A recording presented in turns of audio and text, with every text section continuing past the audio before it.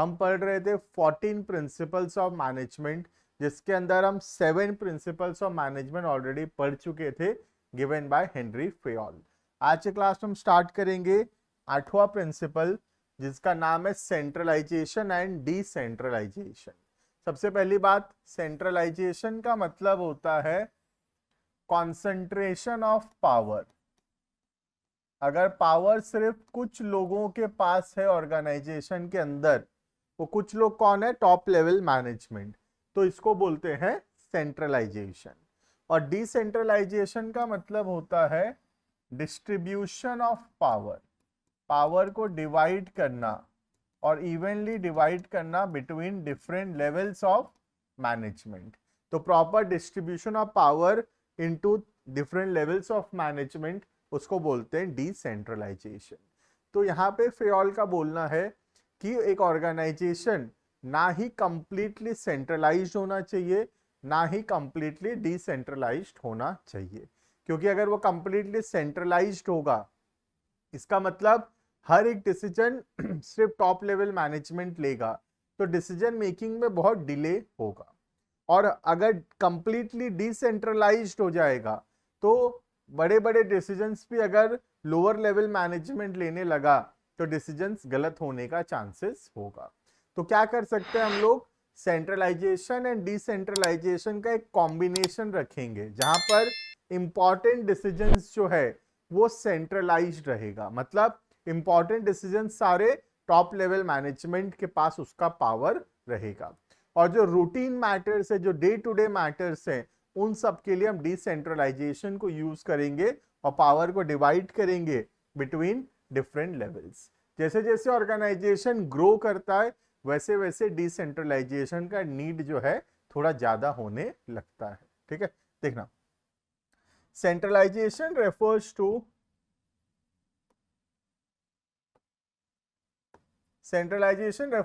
concentration of authority or power in the few hands at the top level.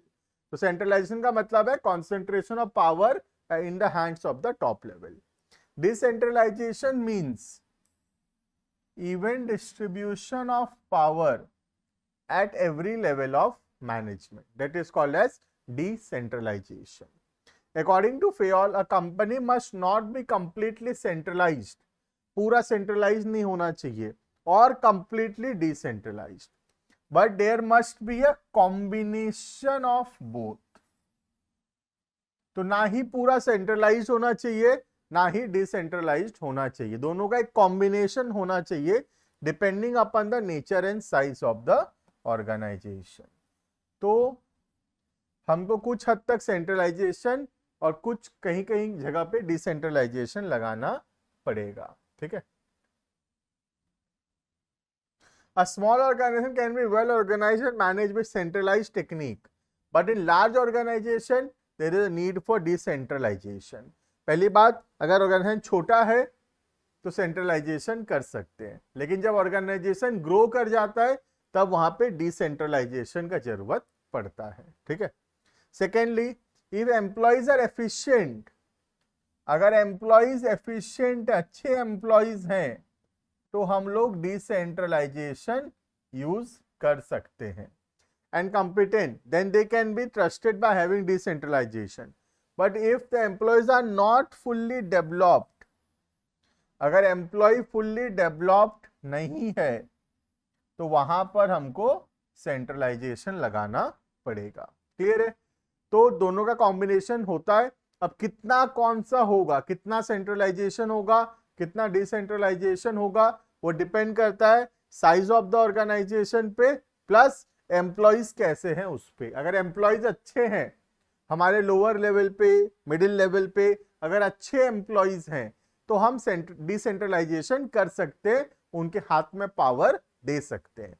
लेकिन अगर उतने अच्छे employees नहीं है मिडिल या लोअर लेवल पे, तब हमको खुद को सारे डिसीजंस लेना पड़ेगा और हमको सेंट्रलाइजेशन ही करना पड़ेगा। क्लियर है ये? नेक्स्ट जो है difference between centralization and decentralization, ये तो हम आराम से पढ़ चुके हैं, फटाफट से खाली रीड करेंगे। पहला मीनिंग, सेंट्रलाइजेशन का मतलब concentration of power in the hands of the top level, और डिसेंट्रलाइजेशन का मतलब है डिस्ट्रीब्यूशन ऑफ पावर। यहाँ पे second point, top management retains maximum authority, the authority with middle and lower management very low. तो maximum authority जो है किसके पास रहता है, यहाँ पर टॉप लेवल के पास। और यहाँ पे क्या होता है, सिस्टमेटिकली डिवाइड होता है into every level of management. Clear है ये? तो this is centralization and decentralization difference.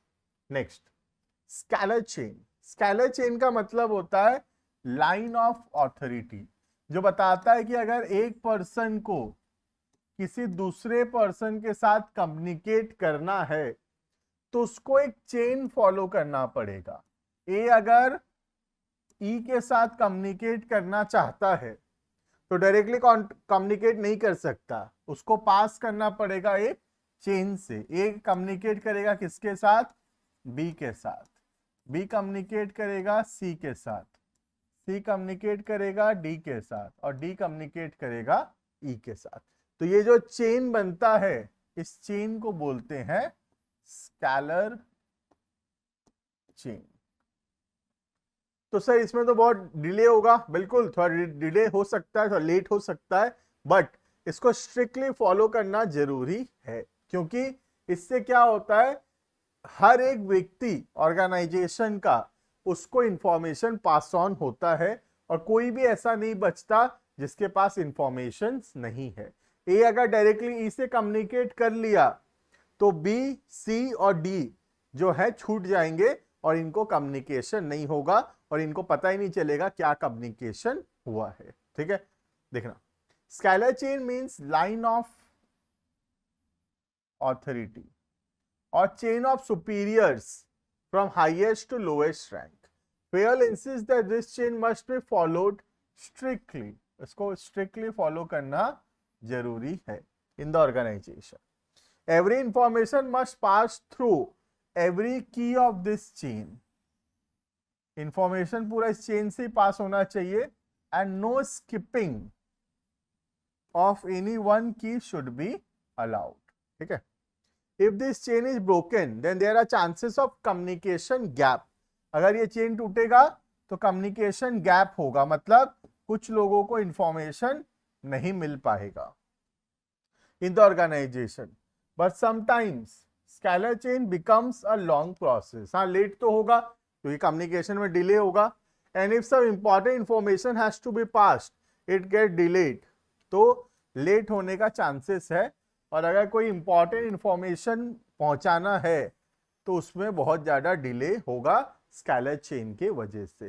तो फेयोल बोलता है चिंता नहीं है, अगर लेट हो रहा है सॉल्यूशन दूंगा। ठीक है, वो क्या सॉल्यूशन दिया, लेट हो रहा है तो एक काम करो, चलो शॉर्टकट मार लो, ए डायरेक्टली ई से कम्युनिकेट कर लेगा, बी, सी और डी को छोड़ सकता है। ठीक है, ये कब अलाउड है, in case of emergency and urgent information Fayol permitted a shortcut, और उस शॉर्टकट को क्या बोलते हैं, गैंग प्लैंक।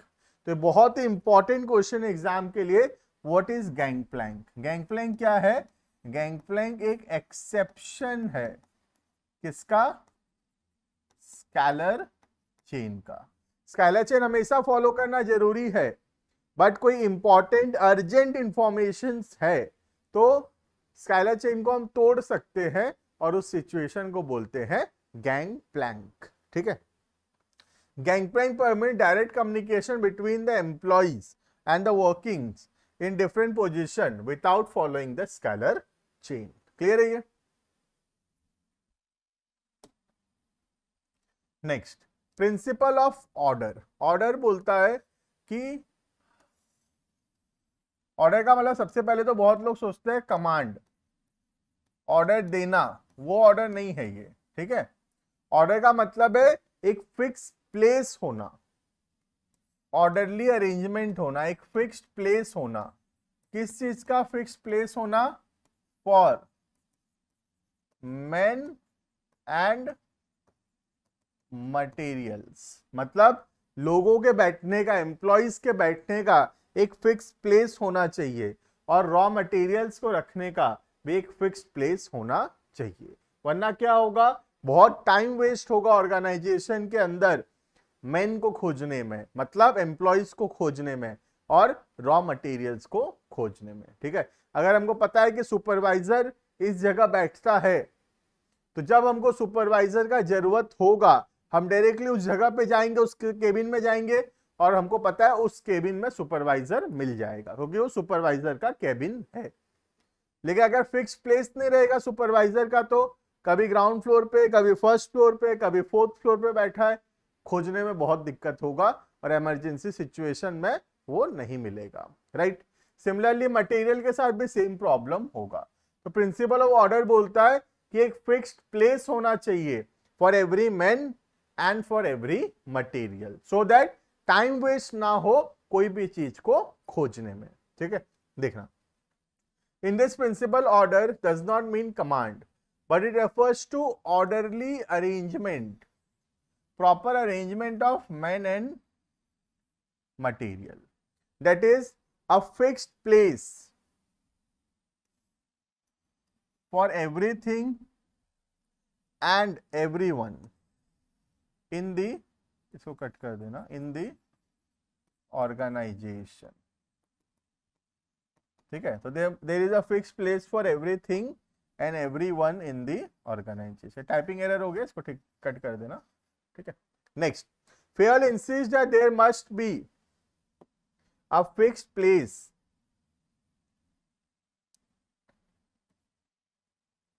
सॉरी ये वाला, there must be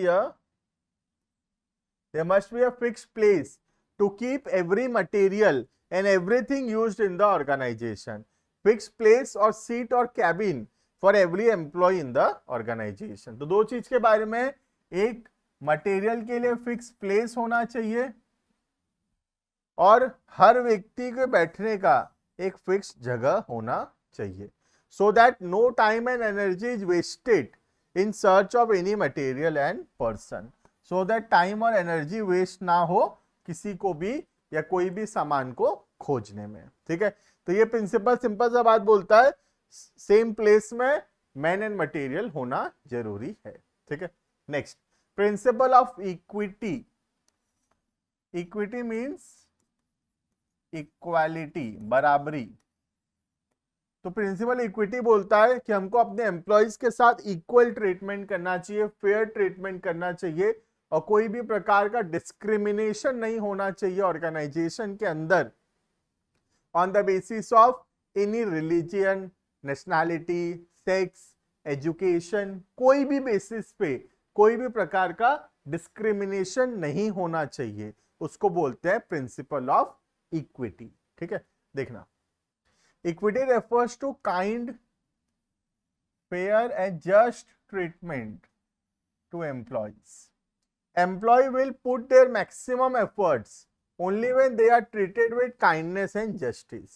Employee अपना बेस्ट देंगे कब, जब उनको अच्छे से ट्रीट किया जाएगा। If a manager is biased, biased मतलब किसी को फेवर करना और किसी को फेवर ना करना, पार्शियलिटी करना। In dealing with employees, then employee will get dissatisfied, employee नाखुश हो जाएंगे and will not contribute to their maximum. तो अगर मैनेजर बाइस्ड होगा, पार्शियल होगा, तो एम्प्लॉय जो है डिससैटिस्फाइड होंगे, अपना बेस्ट कंट्रीब्यूट नहीं करेंगे। Equity does not mean equal salary, equal salary नहीं, इक्विटी का मतलब इक्वल सैलरी नहीं है, इक्वल सैलरी तो हो भी नहीं सकता। ठीक है, but equity means application of same disciplinary rules, सबके लिए समान डिसिप्लिन रूल्स होना चाहिए, समान छुट्टी का रूल्स होना चाहिए in a same way irrespective of their grade, position and gender. इन सब के बेसिस पे डिस्क्रिमिनेशन ना करना। ठीक है, equity means no discrimination on the account of sex, religion, language, caste, belief, nationality, इन सब के बेसिस पे अगर हम लोग डिस्क्रिमिनेशन नहीं करेंगे तब उसको बोलेंगे प्रिंसिपल ऑफ इक्विटी। ठीक है, in example in multinational company, बड़े बड़े मल्टीनेशनल कंपनीज के अंदर नेशनैलिटी, अलग अलग नेशनैलिटी के लोग काम करते थे। गूगल के अंदर सीईओ जो है एक इंडियन सीईओ, सुंदर पिचाई इंडियन है बट गूगल का सीईओ है। वो दिखाता है कि गूगल इक्वालिटी पे बिलीव करता है, क्योंकि एक इंडियन को भी गूगल सीईओ बनने दिया। That means Google no discrimination कर रहा है, ठीक है। In multinational companies people of various nationalities work together without any discrimination. As we find a person of Indian origin, Sundar Pichai, becomes CEO of Google, Sunil Sood becomes CEO of Vodafone, etc. Clear है? और ऐसे लाखों examples है जहां पे एक Indian जो है जाके अलग बड़ी बड़ी कंपनीज का सीईओ बने हैं। तो वो क्या दिखाता है? नो डिस्क्रिमिनेशन दिखाता है, ठीक है। एडवांटेज डिसएडवांटेज थोड़ा पढ़ लेना, कोई दिक्कत नहीं है, इजीली समझ में आएगा, ठीक है। उतना इंपॉर्टेंट नहीं है बोल के मैं आगे बढ़ा रहा हूं, ठीक है। नेक्स्ट प्रिंसिपल है principle of stability of tenure of personnel. Stability मतलब स्थिरता, टेन्योर मतलब टर्म या ड्यूरेशन, और पर्सोनेल का मतलब पर्सन्स। स्टेबिलिटी का मतलब होता है स्थिरता, मतलब बार बार फ्रीक्वेंट चेंजेस ना करना।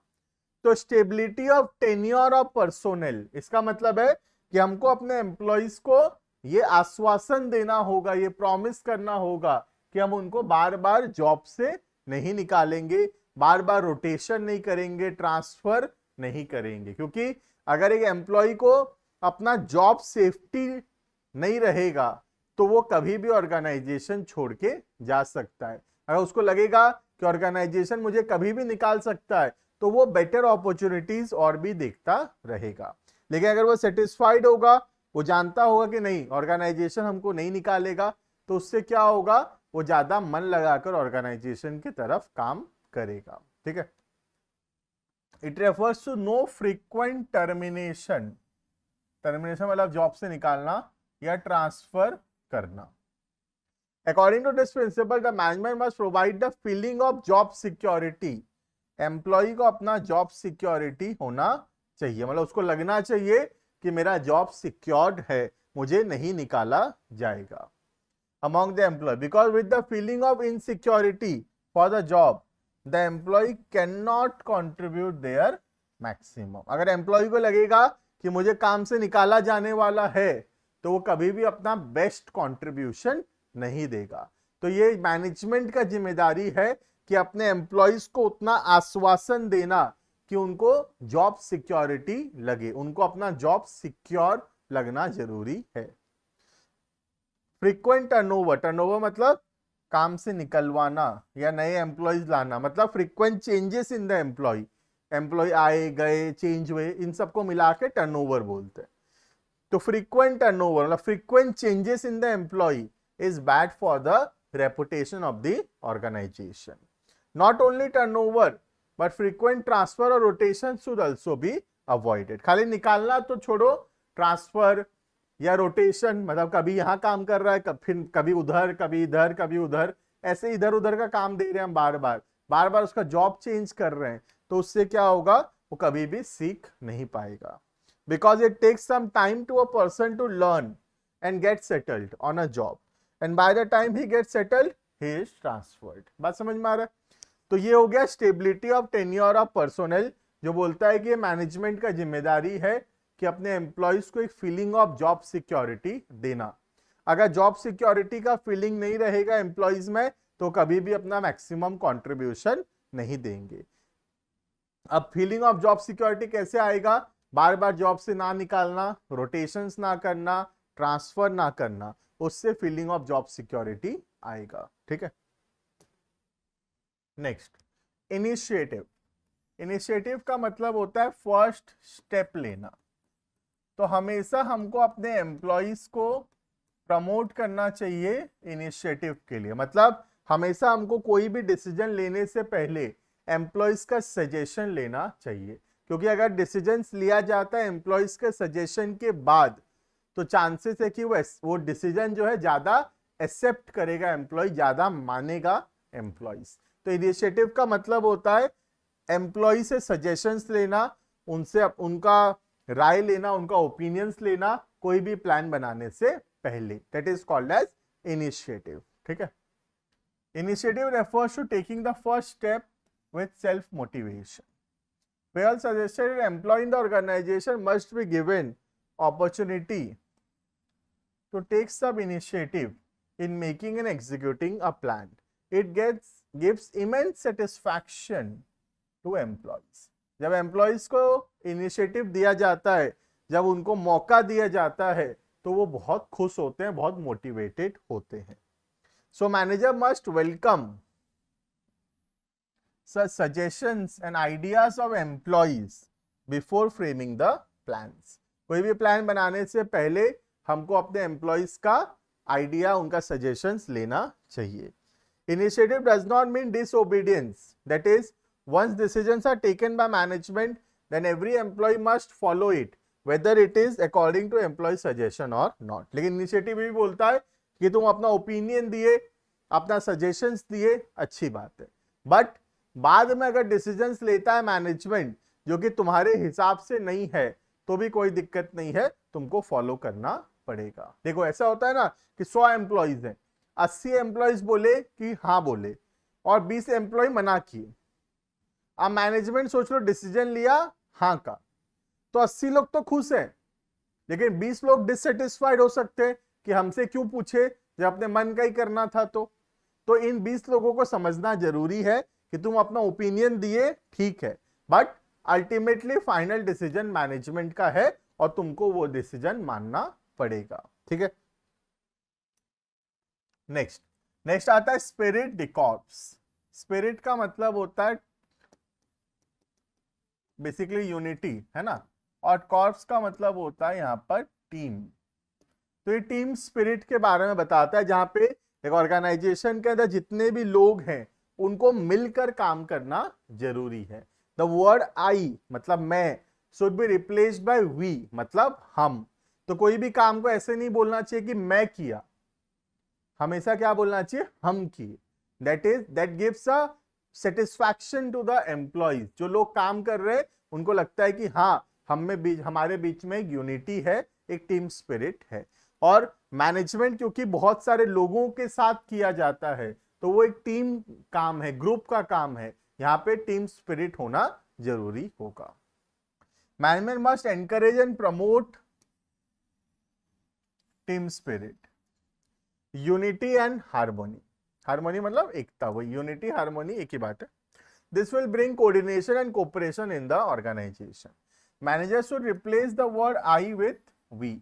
कभी भी आई नहीं बोलना चाहिए, हमेशा वी बोलना चाहिए. मैं किया नहीं बोलना चाहिए, हम किए बोलना चाहिए. This will give rise to mutual trust and belonging among the team members. It will minimize the need for using penalty. सब मन लगाकर काम करेंगे तो हमको पेनल्टीज लगाना नहीं पड़ेगा. एग्जाम्पल है यहाँ पे एक छोटा सा, तुमको एग्जाम्पल मैं समझा देता हूँ, रीड तो तुम कर ही लोगे, लेकिन एग्जाम्पल क्या है.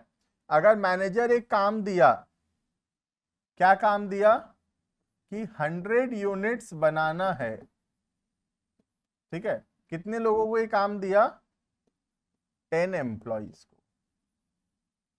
अब ये जो 10 एम्प्लॉइज है आपस में डिवाइड कर लिए कि हम सबको 10-10 बना लेते, टोटल 100 हो जाएगा. ठीक है, तो इसमें से 8 लोग तो ठीक थे, 2 लोग बीमार हो गए, ठीक है, और अपना काम नहीं कर पाए.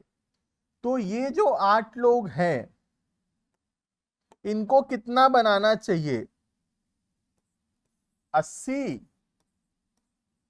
या 100? द आंसर इज इनको 100 यूनिट्स बनाना चाहिए. ठीक है, क्योंकि 100 यूनिट 10 लोगों को दिया गया था, एक व्यक्ति को 10 नहीं दिया गया था, 100 टोटल मिलाकर 10 लोगों को दिया गया था. अगर 2 लोग नहीं भी बना पाए तो बाकी 8 लोगों का जिम्मेदारी है कि कैसे जो है काम पूरा कंप्लीट किया जाएगा. क्लियर है? तो ये टीम स्पिरिट दिखाता है, जहां पे 2 लोग नहीं भी कर पाए तो बाकी लोग भी उनका काम करेंगे. क्रिकेट में यूज होता है, तुम खुद सोचो ना, एग्जांपल देता हूं तुमको क्रिकेट का. आज इंडिया के सामने 200 रन का अगर टारगेट है टारगेट है सपोज 200 रन्स बनाने से इंडिया जीतेगा, तो क्या रोहित शर्मा ऐसे करेगा? ओपनिंग बैटिंग आया, अपना 20 रन बनाया और बोला हम तो चले, तुम अपना देख लो आगे। क्या ऐसे करेगा रोहित शर्मा? नहीं, अपना 20 रन बनाना टारगेट नहीं है। 200 में 10 आदमी खेलते हैं, मतलब 10 विकेट होता है, 200 रन है, तो हर विकेट का 20 रन हुआ, तो 20 रन बनाने से हो जाएगा एक जन, 200 ओवरऑल बन जाएगा। लेकिन क्या अपना 20 बनाना खाली टारगेट है? ना, अपना 20 तो सेकेंडरी है, टीम का 200 होना जरूरी है। बात समझ में आ रहा है? तो ये दिखाता है कि टीम स्पिरिट ज्यादा इंपॉर्टेंट है, टीम का टारगेट अचीव होना ज्यादा इंपॉर्टेंट है as compare to the individual target. खुद का 20 रन इंपॉर्टेंट नहीं है, खुद के टारगेट्स इंपॉर्टेंट नहीं है। रोहित शर्मा के लिए तो ऐसे भी इंपॉर्टेंट नहीं खुद का। 49 रन में छक्का मारने जाता है, एक रन सिंगल लेने के बाद भी मार सकता है, नहीं 49 पे मारने जाता है, क्योंकि टीम बड़ा है उसके लिए अपना इंडिविजुअल स्कोर से ज्यादा। बात समझ में आ रहा है? तो ये दिखाता है क्या? स्पिरिट डिकॉप्स दिखाता है। ये क्या दिखाता है? इंडिया टीम में स्पिरिट डिकॉप्स दिखाता है। क्लियर है ये? तो this is all about the 14 principles given by Henri Fayol. Henri Fayol is called as the father of management, general management, father of general management इनको बोला जाता है। ठीक है, नेक्स्ट क्लास में हम स्टार्ट करेंगे scientific management develop by FW Taylor. अभी के लिए इतना, thank you and bye bye.